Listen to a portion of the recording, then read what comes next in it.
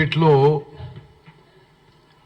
మాజీ ముఖ్యమంత్రి కల్వకుంట్ల చంద్రశేఖరరావు గారు మాట్లాడిన ప్రతి మాట అబద్ధాలే అని చెప్పి తెలంగాణ ప్రజానీకానికి మరోమారు మనవి చేస్తున్నా. అబద్ధాలు వాస్తవాలని వక్రీకరించడం, ఒక ఫ్రస్ట్రేషన్, ఒక డిప్రెషన్, పవర్ పోవడమే కాదు, గవర్నమెంట్ పోవడమే కాదు, ఇప్పుడు పార్టీ కూడా మిగలదేమో భయంతో బయటికి రావడం తప్పితే మరొకటి కాదు. నా సుదీర్ఘ రాజకీయ అనుభవంలో ఏ పార్టీ కూడా ఇంత తొందరగా కుప్పకూలిపోలేదు. దేశంలో చాలా రీజనల్ పార్టీస్ ఉన్నాయి. తమిళనాడులో ఉన్నాయి, ఒరిస్సాలో ఉన్నాయి, వెస్ట్ బెంగాల్లో ఉన్నాయి, మహారాష్ట్రలో ఉన్నాయి, సుమారు అన్ని రాష్ట్రాల్లో ఏదో ఒక రీజనల్ పార్టీ ఉంది. కానీ ఒక రీజనల్ పార్టీ పొంకనాలకు పోయి జాతీయ పార్టీగా మార్చుకుని అసలు ఉనికికే పోయి అసలు ఎగ్జిస్టెన్స్ లేకుండా పోవడం ఈ టిఆర్ఎస్, బీఆర్ఎస్, ఇప్పుడు వీఆర్ఎస్ అయిపోతుంది. చాలా స్పష్టంగా చెప్తున్నాను నేను, పార్లమెంట్ ఎన్నికల తర్వాత బీఆర్ఎస్ పార్టీ మిగలదు. పార్లమెంట్ ఎన్నికల్లో బీఆర్ఎస్ పార్టీకి వచ్చే స్థానాలు 0. ఆ తర్వాత ఆ పార్టీలో ఎవరు మిగిలరు, కేసీఆర్ ఆయన కుటుంబ సభ్యులు తప్పితే. ఆ ఫ్రస్ట్రేషన్ లో, ఆ డిప్రెషన్ లో, ఆ భయంతో, ఆ నర్వస్నెస్ తో ఎన్నడూ కూడా రైతుల మధ్య పోయి ప్రజల్లో సమయం గడపని కేసీఆర్ ఒక విలాసవంతమైన ప్రగతి భవన్ కట్టుకొని ఇంకో విలాసవంతమైన ఫామ్ హౌస్ లో సమయం గడుపుతూ ఈరోజు ఉరికురికి సూర్యాపేట పోయిందంటేనే ఎంత భయాందోళన ఉన్నారో తెలంగాణ ప్రజలు గమనించవచ్చును. మాట్లాడిన ప్రతి మాట అబద్ధమే. అసలు నిజంగా ఒక పెద్ద మనిషి 10 ఏళ్లు ముఖ్యమంత్రి అయిన తర్వాత ఈ విధంగా అబద్ధాలు మాట్లాడొచ్చా? తెలంగాణ ప్రజలు గమనించాలి. వాళ్ళు నిన్న పెట్టిన ప్రెస్ మీటు వాళ్ళ పార్టీ ఆఫీస్లో జనరేటర్ మీద పెట్టి లోపల ఎవరో ఆ వైర్ను దొక్కుంటే అది కొంత ఇంటరప్షన్ అయితే పవర్ సప్లై ఎట్లుంటుందా అని చూడమంటారు. ఇంతకంటే దుర్మార్గంగా ఒక మాజీ ముఖ్యమంత్రి అబద్ధాలు చెప్పడం, ఇది యావత్ తెలంగాణ ప్రజానీకాన్ని గమనించాలి.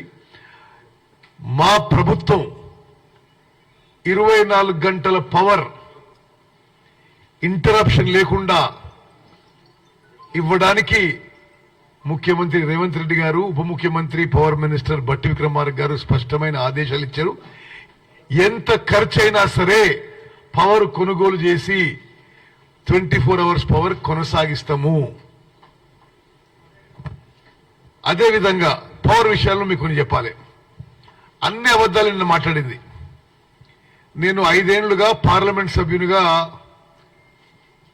భారతదేశం యొక్క పార్లమెంట్ యొక్క ఎనర్జీకి సంబంధించిన పార్లమెంట్ కమిటీలో సభ్యుని, ఒక కీలక క్రియాశీలక పాత్ర పోషించిన వ్యక్తిని. నేనే అప్పుడున్న చైర్మన్, మళ్ళీ ఇప్పుడున్న లేదు కానీ ఎన్టీపీసీ చైర్మన్ ని పార్లమెంట్ కమిటీ మీటింగ్ లో అడిగినా, మరి 4000 మెగావాట్లు తెలంగాణకి ఏపీ రీఆర్గనైజేషన్ యాక్ట్ లో ఉన్నాయి. వారి పేరు doctor Gurdeep. Rahul, just listen to this carefully. I asked him my self, 4000 మెగావాట్లు ఉంటే మీరు ఎంత మొదలు పెట్టినరు, ఎంత చేసినరు అని. అయితే ఆయన నాకు పార్లమెంట్ కమిటీలో ఆన్ రికార్డ్ మినిట్ అయి ఉంటుంది. పార్లమెంట్ రికార్డులో మేము 1600 మెగావాట్లు మొదలు పెట్టినాం, మళ్ళీ ఇంకా 2400 మెగావాట్లు ఎందుకు మొదలు పెట్టినాం అడిగినాం. అంటే ఒకటి మీరు గుర్తుపెట్టుకోవాలి, ఎన్టీపీసీ పెట్టే పవర్ ప్రాజెక్ట్స్ వాళ్ళు పెట్టుబడితో పెడతారు. we only have to buy the power if it is competitive to us. ఆ బ్యాలెన్స్ ఆ ఎన్టీపీసీ ఫేజ్ 2 2400 మెగావాట్ కి రాష్ట్ర ప్రభుత్వం ల్యాండ్ అండ్ వాటర్ అలాట్మెంట్ లో కోఆపరేట్ చేయడం లేదు. అని పార్లమెంట్ కమిటీలో డాక్టర్ గుర్దీప్ చైర్మన్ ఎన్టీపీసీ నాకే జవాబు చెప్పడం జరిగింది.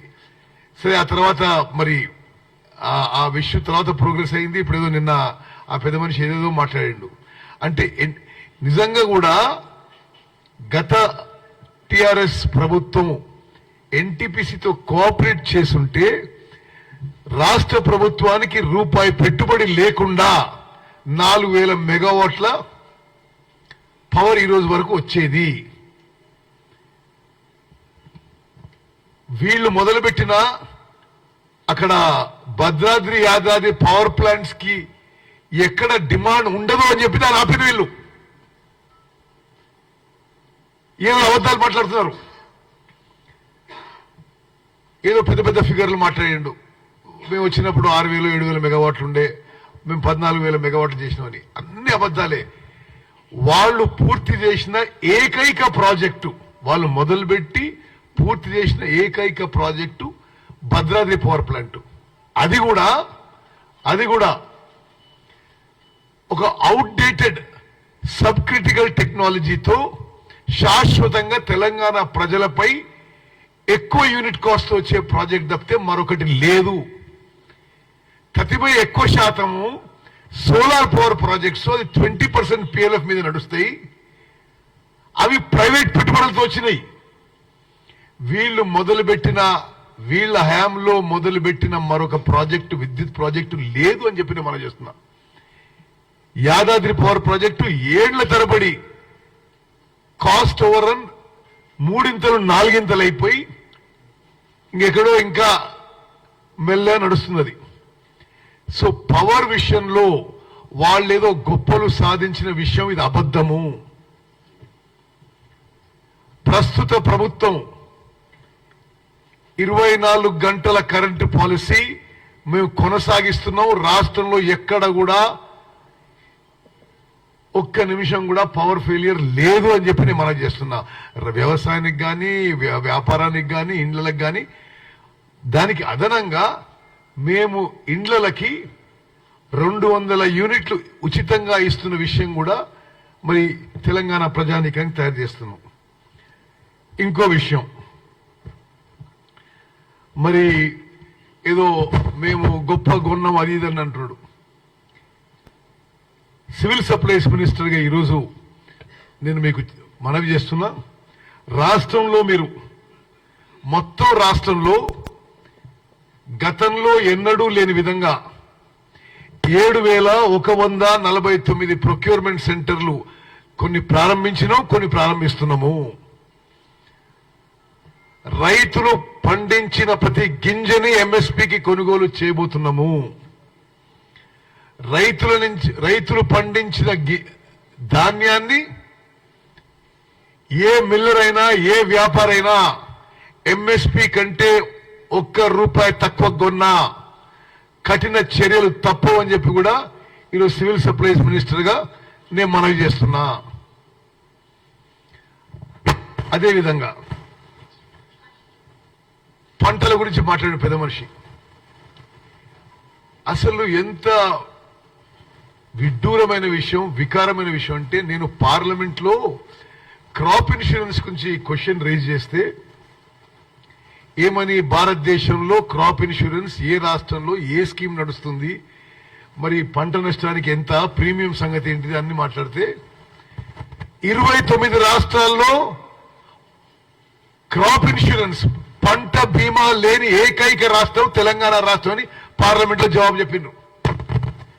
కొద్దిగా మాట్లాడే పెద్ద మనుషులకు సిగ్గుశరం ఉండాలి.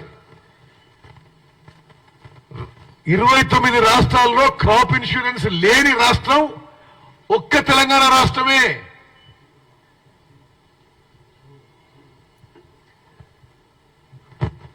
క్రాప్ ఇన్సూరెన్స్ ఇవ్వలేదు,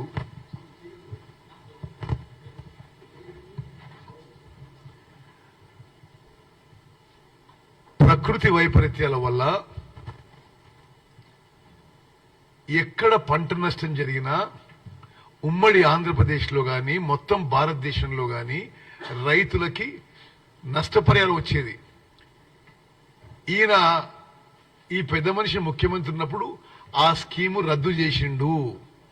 తెలంగాణ రైతాంగానికి క్షమాపణ చెప్పాలి. మేము ప్రతిపక్ష శాసనసభ్యులుగా పార్లమెంట్ సభ్యులుగా అనేక సందర్భాల్లో డిమాండ్ చేస్తే అసలు పట్టించుకొని కేసీఆర్ నిన్న ఏదో పంట నష్టంలో ఏం చేస్తారని మాట్లాడుతున్నాడు. అదేవిధంగా చాలా సంవత్సరాలు వడగండ్ల వాన వల్ల వరదల వల్ల కరువు వల్ల పంట నష్టం జరిగితే రూపాయి ఇవ్వలే. నువ్వు పెద్ద పెద్ద మాటలు పెద్ద పెద్ద డిమాండ్ చేస్తావు. కేవలం ఎన్నికలు వస్తున్నాయని లాస్ట్ ఇయర్ కొంత ఏదో ఒక 2 జిల్లాలకు పోయి డ్రామా చేసి ఏదో ప్రకటించారు, అక్కడ కూడా పైసలు ఇవ్వలే. దయచేసి ఇది రైతులందరూ గమనించాలని చెప్పి మేము మనవి చేస్తున్నాం. అదేవిధంగా అసలు ఇరిగేషన్ గురించి మాట్లాడే అర్హత ఉందా కేసీఆర్ నీకు అని చెప్పి అడుగుతున్నా. తెలంగాణ రాష్ట్రాన్ని రైతాంగాన్ని ఇరిగేషన్ సెక్టర్ ని సర్వనాశనం చేసింది కేసీఆర్ అనే వ్యక్తి. కమిషన్ల కకృతి కోసం అనాలోచిత విధానాలతో డిజైన్ లేదు, ప్లానింగ్ లేదు, సరే కన్స్ట్రక్షన్ లేదు, ఇరిగేషన్ సెక్టర్ ని సర్వనాశనం చేసింది కేసీఆర్ అనే వ్యక్తి అని చెప్పి నేను మనం చేస్తున్నా. సిగ్గుపడాలి, తల వంచుకోవాలి, యావత్ తెలంగాణ రైతాంగానికి క్షమాపణ చెప్పాలి. మీరు చేసిన అసలు ఆ కకృతి, ఆ కరప్షన్, ఆ గ్రీడు, ఆ lack of design, lack of planning, ఎక్కువ మాట్లాడడం. నేను ఇరిగేషన్ మంత్రిగా ఆన్ రికార్డ్ చెప్తున్నా ఇలా స్వతంత్ర భారతదేశంలో ఏ రాష్ట్రంలో కూడా ఇరిగేషన్ సెక్టర్ ని ఈ స్థాయిలో ఎవరు నాశనం చేయకపోయిండొచ్చు. స్వతంత్ర భారతదేశంలో ఇరిగేషన్ ప్రాజెక్టుల నుంచి ఎవరు ఇంత దోపిడీ చేసుకోలేకపోయిండొచ్చు. ఇంత అనాలోచిత విధానాలు, ఇంత అసమర్థత, ఇంత యాడ్హాక్ విధానాలతో తెలంగాణలో ఇరిగేషన్ సెక్టర్ ని నాశనం చేసి ఈరోజు మీరు పెద్ద పెద్ద మాటలు మాట్లాడితే ఎట్లా? కాళేశ్వరం గురించి మాట్లాడతారా మీరు? మినిమం కామన్ సెన్స్ ఉండాలి, కొంత షేమ్ ఫీల్ కావాలి. అరే మేము ఇప్పటికే 94,000 కోట్లు ఖర్చు పెట్టినవే, తెలంగాణ ప్రజల జీవితాలు తాకట్టు పెట్టి వాళ్ళ పిల్లల మనందరి జీవితాలు తాకట్టు పెట్టి high cost short term loans తీసుకొచ్చి నువ్వు ప్రాజెక్ట్ కడితే అది కూలిపోతే మరీ ఈ విధంగా నిన్న ఆయన మాట్లాడడం చాలా చాలా ఇది విడ్డూరంగా వికారంగా ఉందని చెప్పి నేను మనం చేస్తున్నా. నేను ఎప్పుడూ కొద్దిగా హార్ష్గా అతిశయోక్తిగా మాట్లాడను, బట్ నేను ఆయన మాట్లాడే తీరు నాకు చాలా చాలా ఇది అరే ఇంత సిగ్గు లేకుండా ఎవరన్నా అంటే మీరు కట్టిన ప్రాజెక్టు కూలిపోయి మీ హయాంలోనే కూలిపోయి అదే ఊహు అంటున్నాడు ఆయన. ఏదో ఒక పిల్లలు కూలిపోతే ఓకేనా అంటాడు. ఏంటిది అది? ఇంకెక్కడో కూలిపోలేదా? ఇది కూలిపోతే ఏంది అంటున్నాడు ఆయన.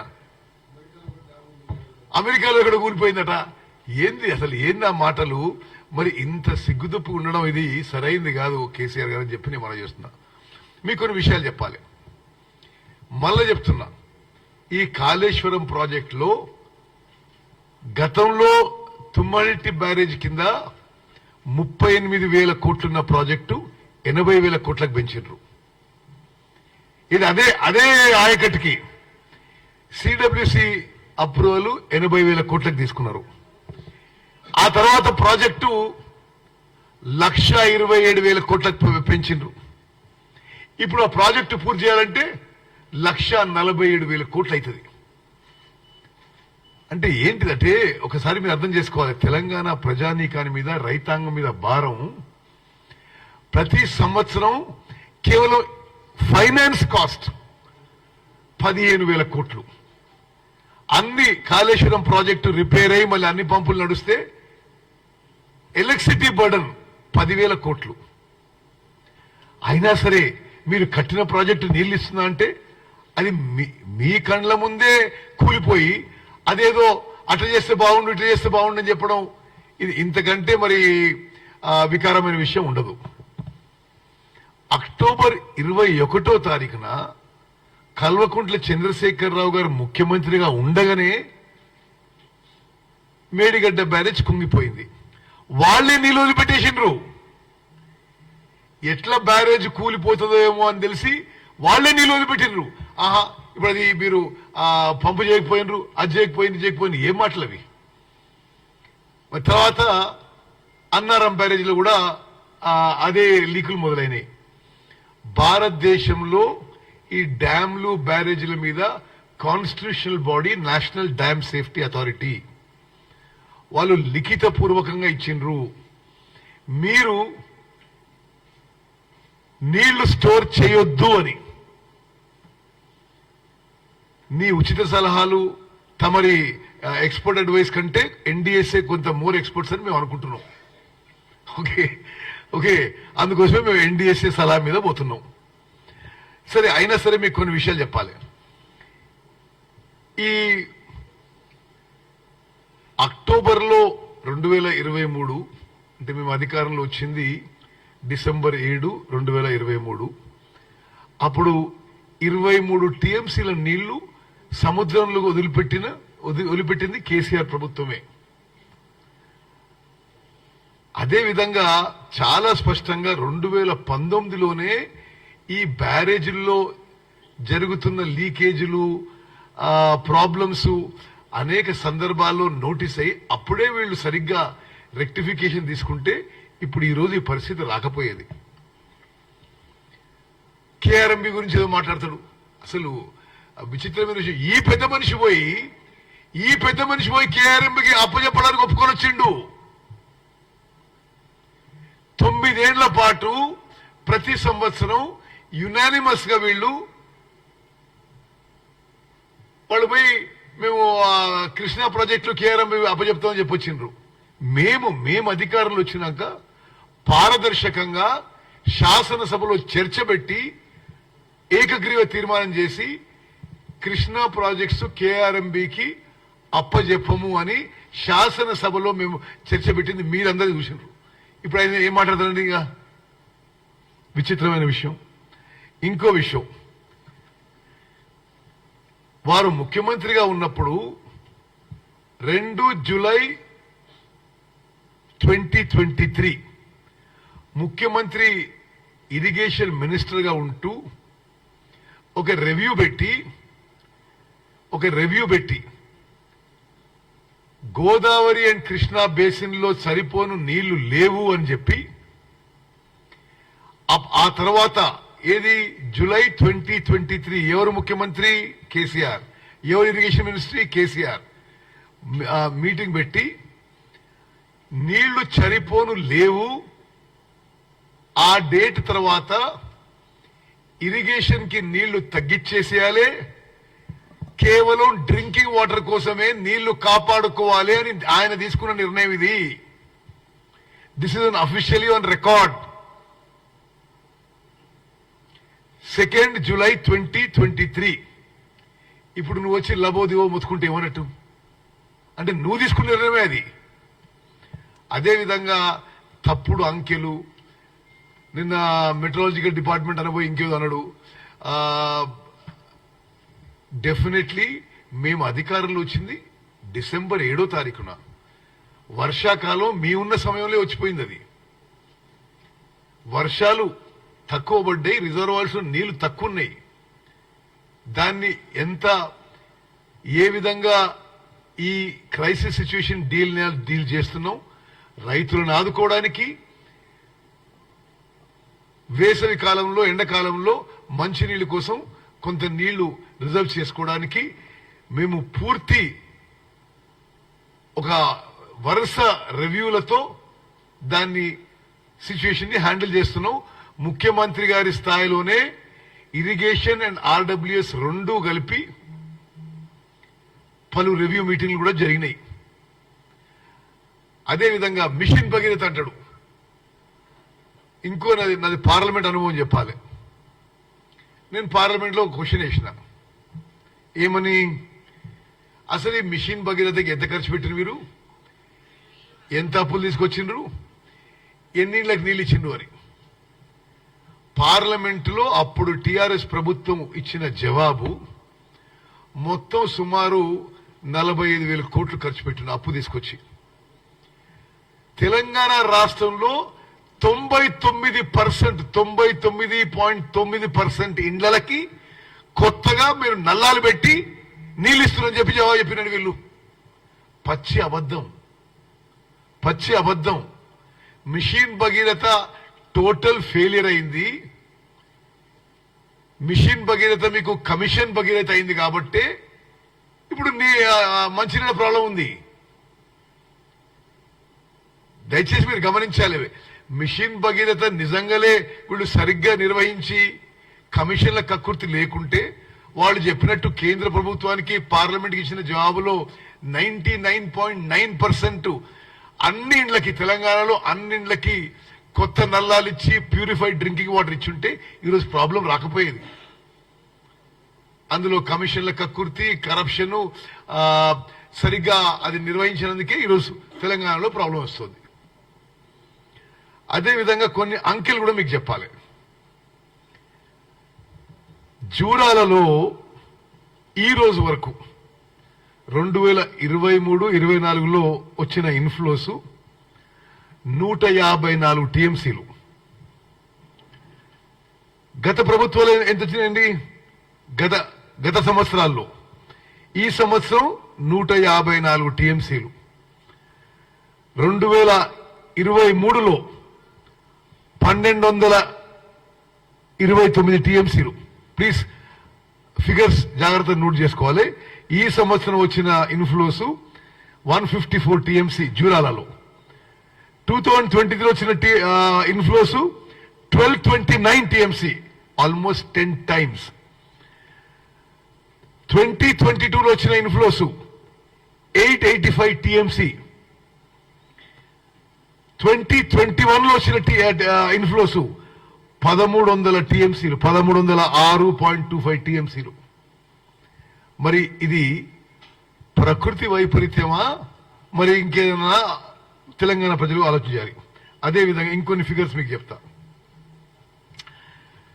నాగార్జున సాగర్ లో నిజంగా కృష్ణా బేసిన్ కి, కృష్ణా నదిపై ఉన్న ఉమ్మడి మహబూబ్ నగర్, ఉమ్మడి నల్గొండ, ఉమ్మడి ఖమ్మం ఆయకట్టుకి మోసం చేసింది కేసీఆర్ జగన్మోహన్ రెడ్డి దోస్తీతో వాళ్ళు పోతిరెడ్డిపాడు సామర్థ్యం పెంచుకున్నా, అక్కడ రాయలసీమ లిఫ్టిగేషన్ స్కీమ్ కృష్ణా నది శ్రీశైలం బ్యాక్ వాటర్ నుంచి నీళ్లు ఎత్తుకపోయినా, ముచ్చుమరి నుంచి నీళ్లు ఎత్తుకపోయినా, ఎవ్రీడే 10 టీఎంసీలు ఎత్తుకపోయినా, ఇల్లీగల్ గా మన నీళ్లు తీసుకుపోయినా నోరు మెదపని ఆనాటి ముఖ్యమంత్రి కేసీఆర్ జగన్మోహన్ రెడ్డి గారితో రోజు హలాయి బలాయి చేసుకుంటూ, వాళ్ళ ఎలక్షన్లకు కూడా ఇక్కడి నుంచి పైసలు పంపిస్తూ, కృష్ణా నదీ జలాలు వాళ్ళు ఇల్లీగల్ డైవర్ట్ చేస్తుంటే మాట్లాడకుండా ఈ రోజు ఆయన మొసలి కన్నీళ్లు కాల్స్తుంటే ఇది ఎంత వికారమైన విషయం ఆలోచన చేయాలి. ఉమ్మడి ఆంధ్రప్రదేశ్ లో కూడా నేను అంకెలతో సహా శాసనసభలో నిర్మించిన ఉమ్మడి ఆంధ్రప్రదేశ్ లో కూడా కృష్ణా నదీ జలాలు ఆంధ్రాకి తక్కువ డైవర్ట్ అయినాయి, ప్రత్యేక తెలంగాణలో ఎక్కువ డైవర్ట్ అయినాయి. ఇది కేసీఆర్ అసమర్థత. కేసీఆర్ జగన్ కలిసి మరి ఉమ్మడి నల్గొండ, ఖమ్మం, మహబూబ్ నగర్ జిల్లా ప్రజలపై, రైతులపై చేసిన కాన్స్పిరసీ ఇది. మరి ఇప్పుడు నాగార్జున సాగర్ లో దయచేసి అది మీరు చాలా జాగ్రత్తగా నోట్ చేసుకోవాలి. ఉమ్మడి ఆంధ్రప్రదేశ్ కంటే ప్రత్యేక తెలంగాణ రాష్ట్రంలో కేసీఆర్ హయాంలో కృష్ణా నదీ జలాలు ఆంధ్రాకి ఇల్లీగల్ గా ఎక్కువ డైవర్ట్ అయినాయి. ఇది ఆన్ రికార్డ్ ఫిగర్స్ తో సహా నేను శాసనసభలో కూడా పెట్టడం జరిగింది. ఇప్పుడు నాగార్జున సాగర్ నుంచి మాట్లాడిన పెద్ద మనిషి. నాగార్జున సాగర్ లో ఇప్పుడు వాటర్ అవైలబిలిటీ అప్రాక్సిమేట్ గా 130 టీఎంసీలు ఉంది. Total capacity 312 TMC. Last year ఇదే రోజుకి నాగార్జున సాగర్ లో ఎంత అవైలబుల్ ఉంది? 160 టీఎంసీలు. దయచేసి గమనించాలి. Now about 135, last year about 167 TMC. మరి అదే విధంగా ఇంకొక విషయం కూడా, నారాయణపూర్ డ్యామ్ కర్ణాటకలో అక్కడి ప్రభుత్వం క్రాప్ హాలిడే డిక్లేర్ చేసినందుకు ఈసారి ఆ రీజనరేటెడ్ వాటర్ కూడా మనకు రాలేదు. దాని ద్వారా కూడా 10 to 11 టీఎంసీ నీళ్లు తగ్గినాయి ఇన్ఫ్లోస్ ఆఫ్ కృష్ణా రివర్. అదేవిధంగా గోదావరి బేసిన్, ఎస్ఆర్ఎస్పి, ఇవన్నీ official figures, sign documents of the concern engineers. Okay, SRSP ఈ ఇయర్ ఏది వచ్చినాయి ఇప్పటివరకు ఇన్ఫ్లోస్ ఎస్ఆర్ఎస్పికి? యావరేజ్ ఇన్ఫ్లో ఎస్ఆర్ఎస్పి నేను వాళ్ళు ఇచ్చిన డాక్యుమెంటే చదువుతున్నాను. The average inflows received in the water year in 23-24 at SRSP is 205 TMC. Okay, 205 టీఎంసీలు వచ్చినాయి. లాస్ట్ ఇయర్ వచ్చినాయి 590 టీఎంసీలు వచ్చినాయి. ఓకే, 2022 ఎంత వచ్చినాయి? 670 టీఎంసీలు వచ్చినాయి. 2021 ఎంత వచ్చినాయి? 360 టీఎంసీలు వచ్చినాయి. అంటే ఎస్ఆర్ఎస్పిలో కూడా ఇన్ఫ్లోస్ తగ్గిన విషయం తెలంగాణ ప్రజానీకానికి మనం చేస్తున్నాం. అదేవిధంగా present water availability in Shripad Sagar Yellampalli project is about 7 TMC. ఇంకా చాలా విచిత్రమైన విషయాలు మాట్లాడిండు. హైదరాబాద్ కి వాళ్ళట కృష్ణా గోదావరి జలాలు తీసుకొచ్చినట. ఇంత పచ్చి అబద్దాలు మాట్లాడడం తగదు. కృష్ణా నుంచి గోదావరి నుంచి హైదరాబాద్ కి నదీ జలాల ప్రాజెక్టులు గత కాంగ్రెస్ ప్రభుత్వాలు మంజూరు చేసి పనులు మొదలుపెట్టిన విషయం కూడా నేను మీకు మనవి చేస్తున్నాను. ఇప్పుడు ఎంతున్నాయి నీళ్లు? శ్రీపాద్ సాగర్ ఎల్లంపల్లిలో 7 టీఎంసీలు ఉన్నాయి. గత సంవత్సరం ఇదే రోజు ఎన్నున్నాయి? 12.5 టీఎంసీ ఉన్నాయి. మరి ఈ విధంగా చెప్పుకుంటూ పోతే సరే, కొంత డెఫిసిట్ వల్ల కొంత ప్రాబ్లం అవుతుంది. మరి అది ఈ ప్రభుత్వం, మరి ముఖ్యమంత్రి రేవంత్ రెడ్డి గారు, ఉప ముఖ్యమంత్రి బట్టి విక్రమార్క గారు, మేమందరం కలిసి ఇది ప్రజలకి మరి తక్కువ ఇబ్బంది కలిగే విధంగా ఉన్న పరిస్థితుల్లో ముందుకు పోతున్న విషయం మనం చేస్తూ కొన్ని ఫిగర్స్ మళ్ళా మీకు రీడౌట్ చేస్తా. నాగార్జున సాగర్ లో ఇప్పుడు అప్రాక్సిమేట్ గా 135 టీఎంసీ ఉన్నాయి. పోయిన సంవత్సరం 167 టీఎంసీలు ఉండే. అదేవిధంగా ఎస్ఆర్ఎస్పిలో ఇప్పుడు 13 టీఎంసీలు ఉన్నాయి. పోయిన సంవత్సరం ఈ టైంలో 28 టీఎంసీలు ఉన్నాయి. అదేవిధంగా మిడ్ మానేర్ లో ఇప్పుడు 7 టీఎంసీలు ఉన్నాయి. పోయిన సంవత్సరం ఇదే టైంకి 20 టీఎంసీలు ఉన్నాయి. లోవర్ మానేర్ లో ఇప్పుడు 5 టీఎంసీలు ఉన్నాయి. పోయిన సంవత్సరం ఇదే రోజుకి 12 టీఎంసీలు ఉన్నాయి. మీకు చాలా స్పష్టంగా మరి ఇరిగేషన్ లో గాని పవర్ లో గాని ఈ ప్రభుత్వం పూర్తిగా రైతులకి ప్రజలకి మేలు చేసే విధంగా మేము ముందుకు పోతున్నాము. ఇటువంటి రూమర్స్, ఇటువంటి బేస్లెస్ అలిగేషన్స్ ఎవరు నమ్మొద్దు. తమ అధికారం పోవడమే కాదు, చాలా విచిత్రంగా నిన్న కేసీఆర్ గారు పోలీసు వాళ్ళకి అంటున్నాడు, పోలీసు వాళ్ళు మీరు న్యూట్రల్ గా ఉండాలి అది ఇది అంటున్నాడు. అసలు పోలీస్ శాఖని ఎక్కువ మిస్యూజ్ చేసుకుంది.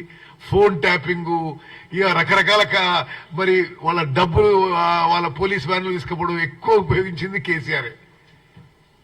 ఉమ్మడి ఆంధ్రప్రదేశ్ లో గాని భారతదేశంలో ఇంకెవరు ఉపయోగించారు. ఆయన పోలీసు వాళ్ళకి చెప్తున్నాడు మీరు న్యూట్రల్ గా ఉండాలి అది ఇది అంటున్నాడు ఆయన. మరి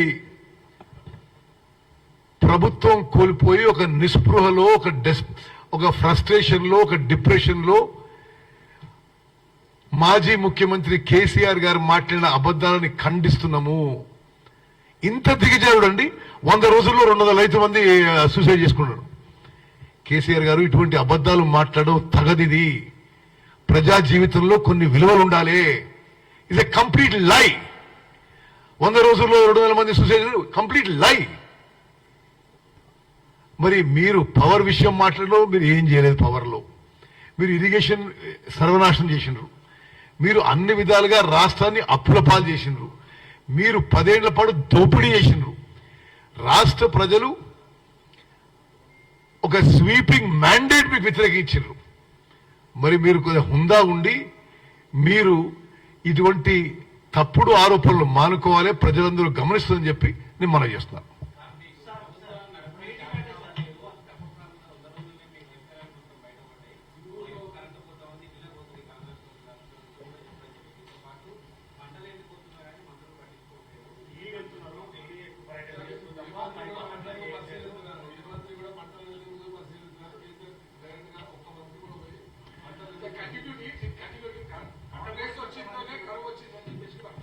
అసలు కరువు వచ్చింది వాళ్ళ టైంలోనే. దాన్ని మేము ఎట్లా బెస్ట్ హ్యాండిల్ చేయాలో చేస్తున్నాం. రైతులకి ప్రజలందరికీ మేలు చేసే విధంగా పోతాం. కరెంటు 24 గంటలు కరెంటు ఆ పాలసీకి మేము కట్టుబడి ఉండి చాలా సమర్థవంతంగా, ఆయనే అన్నాడు గత ప్రభుత్వానికంటే ఇప్పుడు పవర్ డిమాండ్ పెరిగిందని. నిన్న ఆయనే అన్నాడు ప్రెస్ మీట్ లో, ఎంత పవర్ డిమాండ్ పెరిగినా 24 గంటల కరెంట్ ఇవ్వడానికి మరి ఉన్న వాటర్ తో ఎంత మాక్సిమం క్రాప్ సేవ్ చేయడానికి మా ప్రభుత్వం కట్టుబడి ఉంది.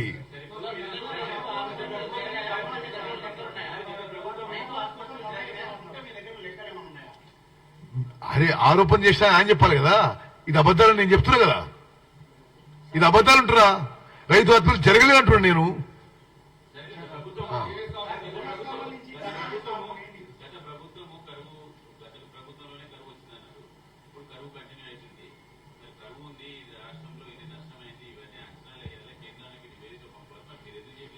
ఎవరు చేయడం లేదు, మీరు ఎట్లంటున్నారు? అసలు మీకు ఒకటి పవరు, డ్రింకింగ్ వాటరు సమర్థవంతంగా మరి ఇప్పుడు సప్లై చేయడం జరుగుతుంది. ఇప్పుడు క్రాప్ డ్యామేజ్ ఎక్కడ జరిగిందో దాన్ని అసెస్మెంట్ చేసుకుని మా ప్రభుత్వం తగిన చర్యలు తీసుకుంటుంది.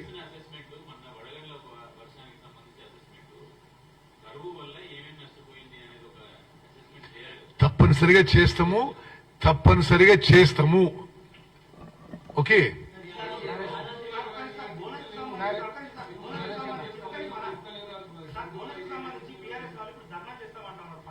చూడండి, ఇప్పుడు మోడల్ కోడ్ ఆఫ్ కాండక్ట్ ఉంది.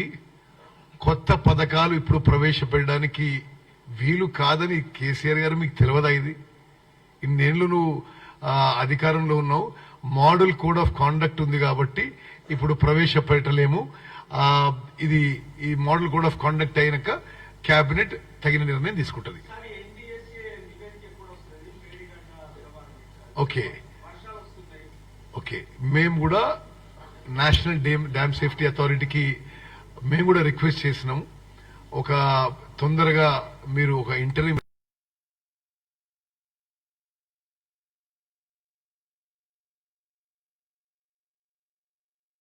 మీ అందరికీ నేను మనవి చేసేది ఏంటంటే, వాళ్ళు ఇన్ని అబద్దాలు చెప్పినరు, నేను పాయింట్ బై పాయింట్ దాన్ని ఖండించిన, దాన్ని హైలైట్ చేయాలని చెప్పి మీ అందరికీ రిక్వెస్ట్ చేస్తూ ముగిస్తున్నాను. Thank you.